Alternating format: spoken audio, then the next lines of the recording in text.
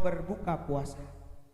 Ketika seseorang berbuka puasa, maka dianjurkan oleh Rasulullah SAW memakan 3 butir kurma, lalu meminum air. Kenapa? Kenapa harus memakan 3 butir kurma? Kenapa nggak makan yang lain? Kenapa harus minum air? Kenapa? Tidak mungkin Nabi mengerjakan sesuatu kecuali tidak ada hikmah yang diajarkan oleh Rasulullah SAW. Ternyata selidik punya selidik, penelitian demi penelitian. Ketika seseorang berpuasa di bulan Ramadan, maka dia punya lambung akan mengecil, dia punya lambung akan mengkerut, karena 13 jam kurang lebih dia tidak masuk asupan makanan atau minuman selama 1 hari.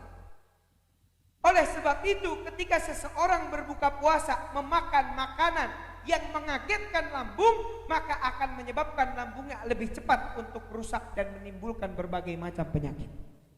Oleh sebab itu, dokter-dokter dari kalangan muslim ataupun non-muslim sepakat ketika seseorang berbuka puasa, maka diharuskan memakan yang manis, sebagaimana Rasulullah SAW ajarkan.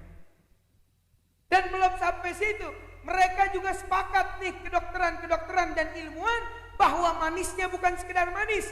Manisnya harus memiliki glukosa yang tinggi, sebagaimana glukosa yang paling tinggi dalam makanan ada pada buah kurma yang diajarkan Rasulullah SAW.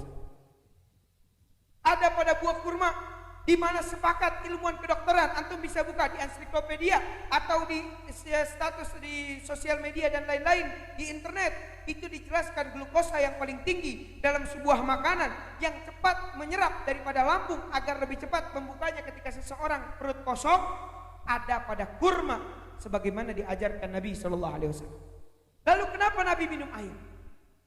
Ternyata ketika kurma tersebut masuk ke dalam lambung tersebut akan terbuka secara perlahan, namun untuk meresapi daripada glukosa tersebut harus dianjurkan meminum air putih agar penyerapannya lebih luas dan lebih cepat membuka kembali itu lambung. Shallu ala nabi.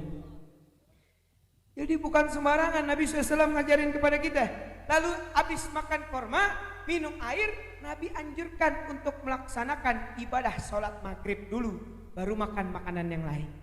Kenapa? Ternyata diselidiki lagi, ketika makan kurma, lambung kita proses membuka, lambung kita proses untuk membesar kembali, untuk menerima makanan, maka dianjurkan untuk menunggu kurang lebih 10-15 menit baru bisa dimasuki makanan-makanan yang lain.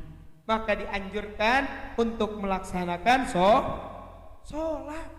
Jadi yang Nabi kerjain semuanya betul-betul menjadi hikmah yang luar biasa buat kita.